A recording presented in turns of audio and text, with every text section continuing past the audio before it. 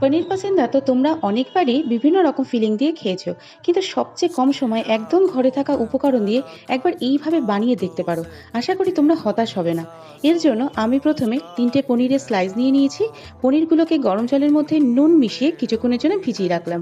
এবারে আমি মিক্সিতে ধনেপাতা, রসুন, কাঁচা লঙ্কা, স্বাদমতো নুন, চাট মশলা ও পাতিলেবুর রস দিয়ে একটা গ্রিন চাটনি তৈরি করে নেব।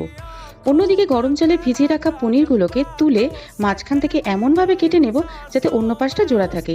এবারে গ্রিন চাটনি পনিরের মাঝখানে ভালোভাবে স্প্রেড করে নিলাম। একটা পাত্রের মধ্যে আমি ময়দা, কর্নস্টার্চ, বেসন, নুন ও গোলমরিচ গুঁড়ো দিয়ে ফেটিয়ে একটা ব্যাটার তৈরি করে নিলাম। এবারে পনিরগুলোকে ওই ব্যাটারের মধ্যে চুবিয়ে ডুবো তেলে ভেজে নেব।